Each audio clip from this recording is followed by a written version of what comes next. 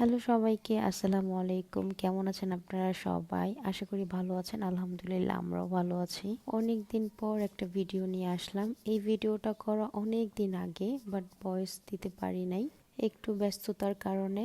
এখন তো এই গ্লুগুলো অনেক পপুলার একটা প্রোডাক্টস, তো এটা দিয়ে হচ্ছে আজকে আমি কি বানাবো সেইটা নিয়ে আজকে ভিডিওটা।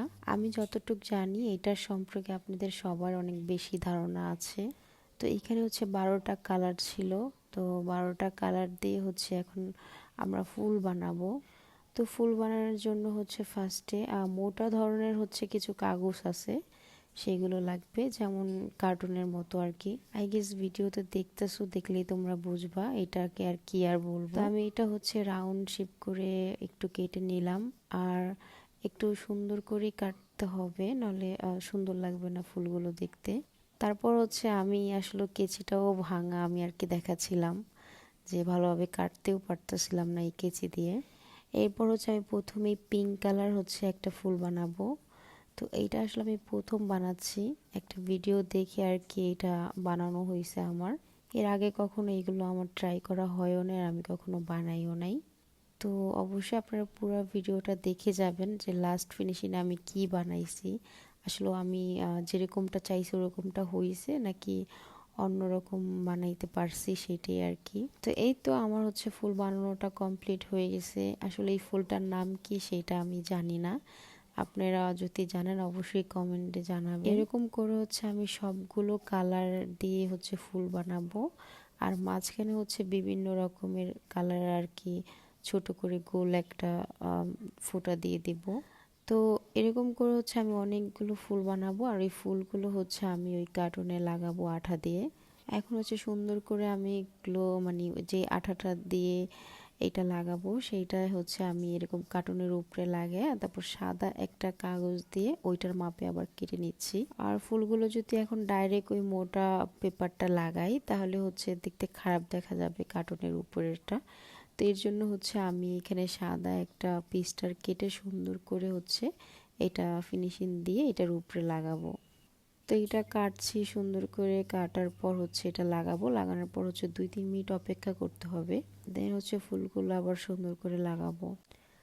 আসলে কি একটা কাজ যখন আমরা করি না, তখন এটা প্রপারলি না হলে না আমাদের নিজেদেরই মন খারাপ হয়ে যায়। হ্যাঁ, যে এত কষ্ট করে করলাম কিন্তু ভালো হলো না, সেরকমই আর কি। কিন্তু আমি আসলে প্রথমবার করছি, আর একটু বেশ কম হবেই, কারণ ভিডিওতে যেরকম দেখেছি ওরকম নাও হতে পারে।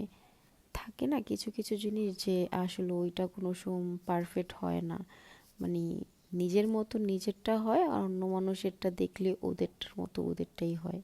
তারপর হচ্ছে আরও একটু একটু করে হালকা করে আমি গ্লো মানে আঠা দিয়ে সুন্দর করে লাগিয়ে নিচ্ছি সাদা কাগজটা, জানি হচ্ছে ওই অংশটা কার্টুনের অংশটা জানি না দেখা যায় আর কি। আসলে এক্স্যাক্টলি এটাকে কি বলে আমি জানি না, এর জন্য আমি কার্টুন করে বলতেছি।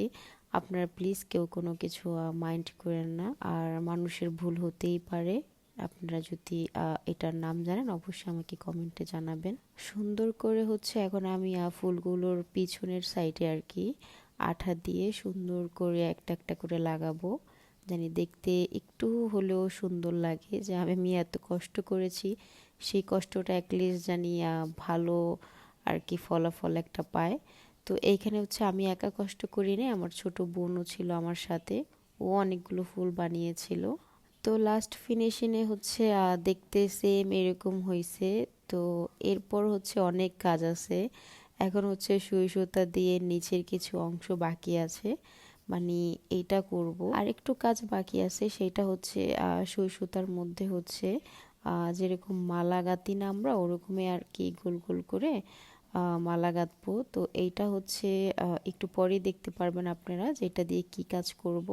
আসলে নিজের জিনিসটা নিজে যদি সুন্দর করে করি তখন মনে হবে যে না আমি কিছু একটা করতে পেরেছি, এরকমই আর কি। এইটা হচ্ছে আমার last finishing, this is the final look.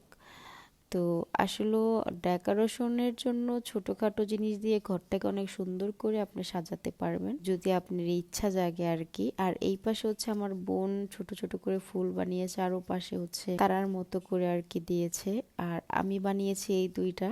অবশ্যই কমেন্টে জানাবেন কেমন হয়েছে।